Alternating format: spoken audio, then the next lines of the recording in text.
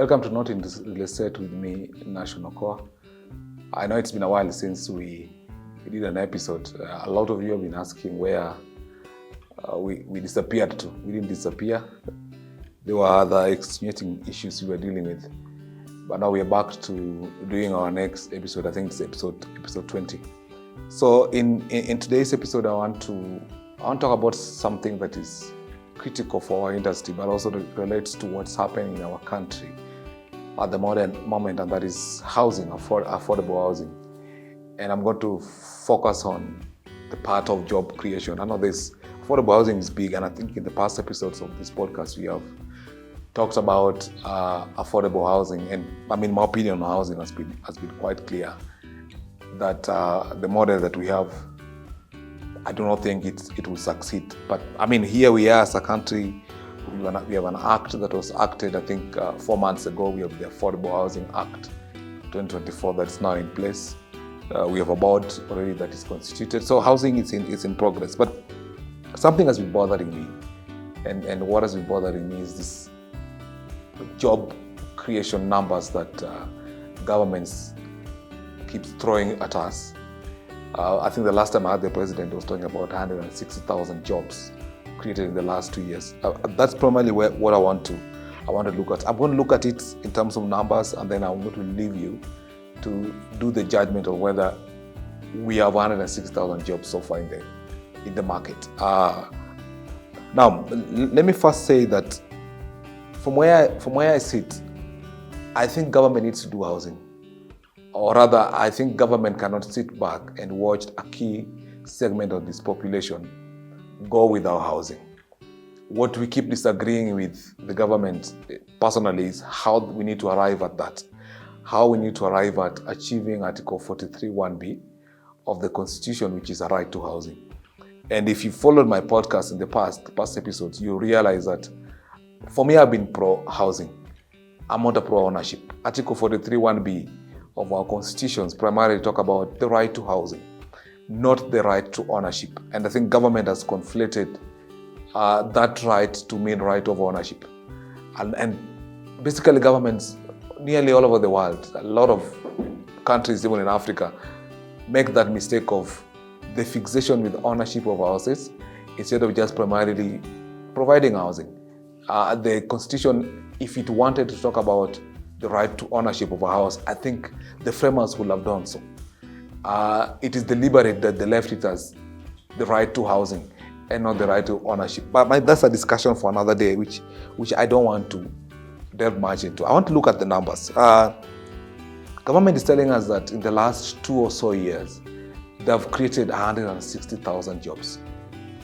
I mean, if you're in this sector like I am and practice on a daily basis, certain things will bother you with that statement, and that's what I want to look at. Now, what are we talking about in terms of housing? This country has a demand of housing of about 250,000 every year. I think that number has gone up. Okay, we started talking about that number into way before Uhuru's first term. It's been over 10 years. I think we are past 250,000 housing demand in a year.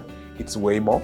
But for this argument's sake, let's take 250,000. That is the demand for housing in Kenya. We give about 50,000. That's what we realize. So there is this 200,000 deficit every year of housing that we have as an industry. Those are the statistics that are with us. And I think we have an accumulated 2 million housing deficits over the past years. I think it's worse than 2 million. But for this argument's sake, let's look at the statistics that say 2 million. Now, the construction and real estate sector combined contribute around 16% of our GDP. The construction and real estate does about 16% of our GDP. And in 16% of our GDP contribution, it really is about 50,000 houses. Because that's what we're saying. We have a total demand of 250, but we realized only 50.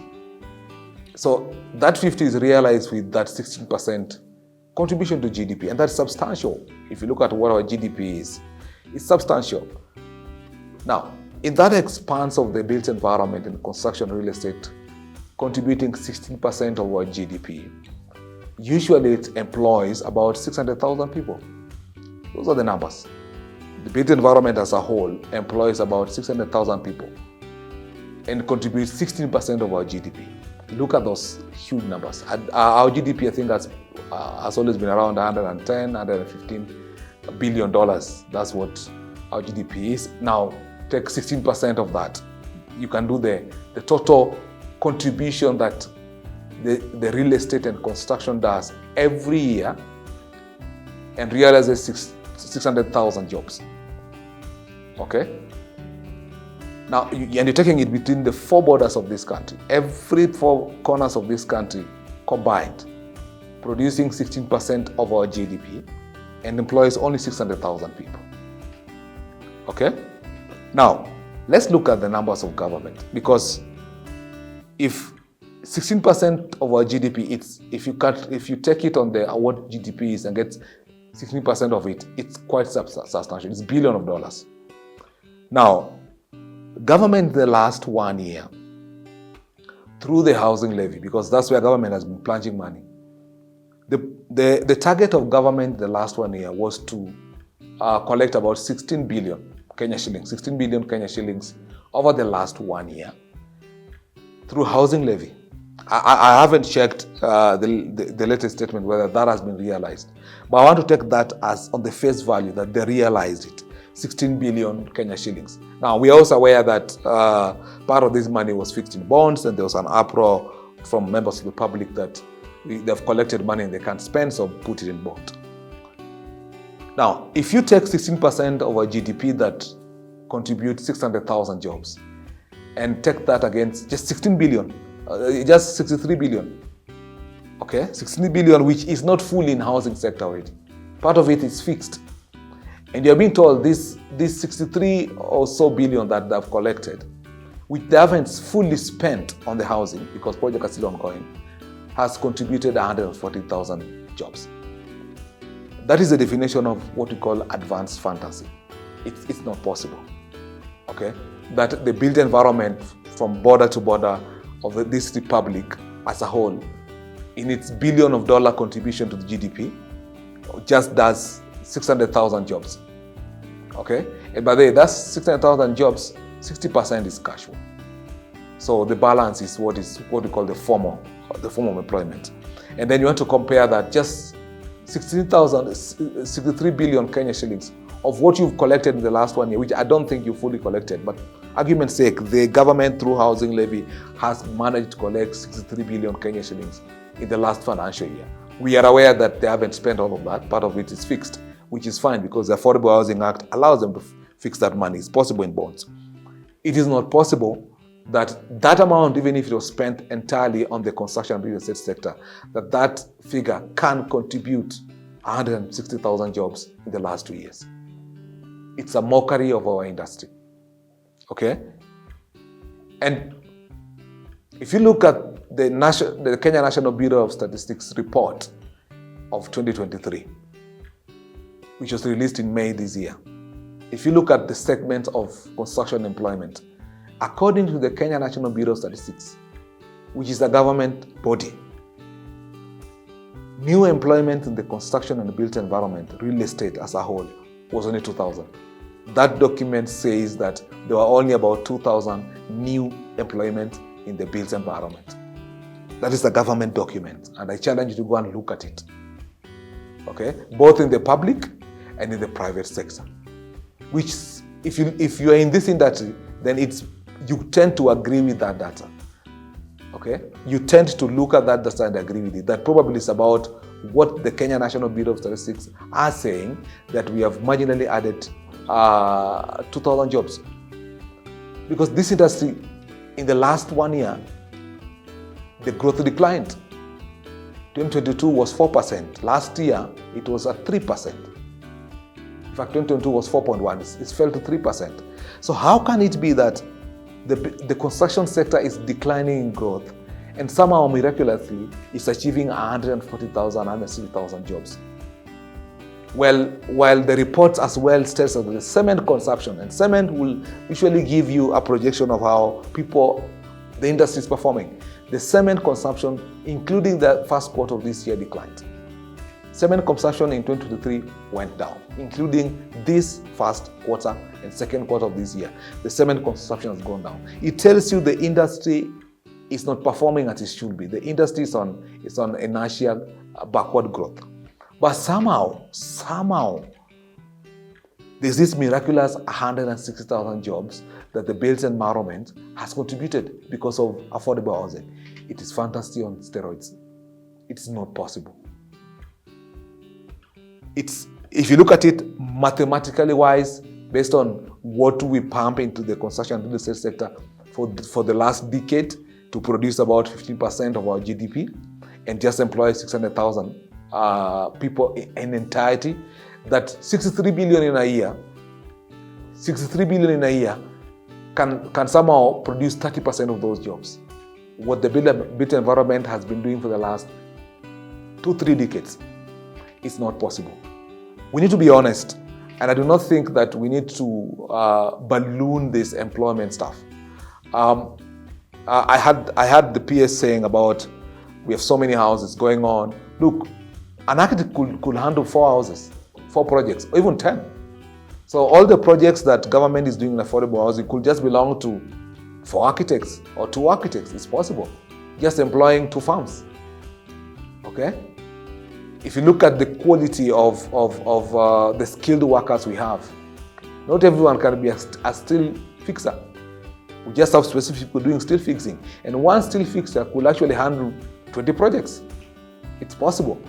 So this notion that somehow we have had this Calvary blessings of about 63 billion, because I don't see government is so cash crunched. They only rely on housing levy. And I've said, for argument's sake, just take 63 billion having been collected, pump into the construction and real estate sector that can produce 160,000 jobs. It's not possible. It's not possible.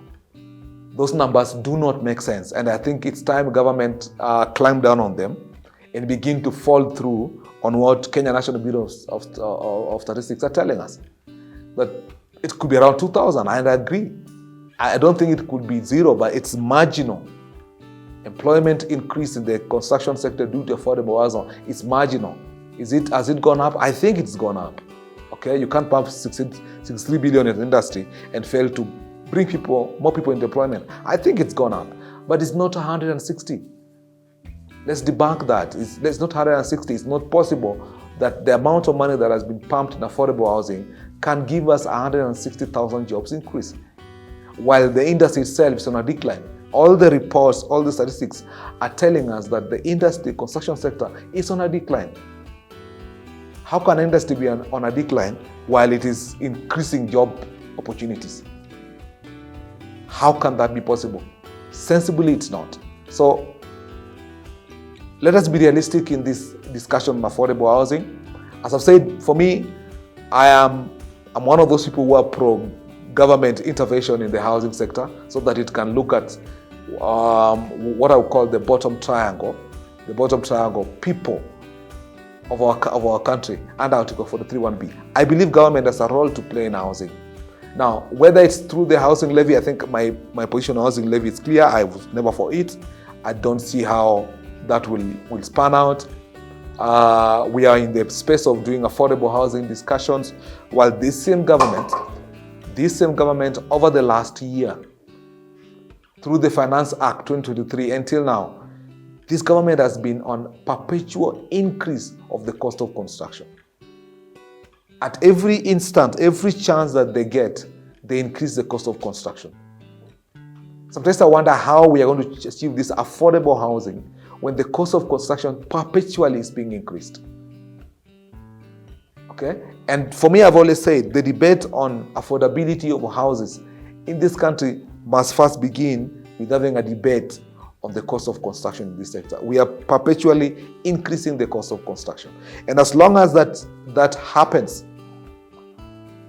then affordability will be a mirage for us. We can throw these numbers as much as you like. Will government build some houses? I think they will. Of course, during the last term of President Uhuru Kenyatta, we said the same thing. And my argument has never been whether the government will not build some houses. Of course, government with 63 billion, you will build some houses. Will they be affordable? No, I don't think so. I don't think so. Because as long as you don't deal with the cost of material, the cost of steel, look at how steel is playing, look at how cement prices are playing. The key materials that forms the bedrock of construction industry are always on this pendulum increase of prices. They're not stable. If you don't deal with that, it doesn't matter how much you collect. We will build some houses, but affordability will be a mirage. Thank you very much.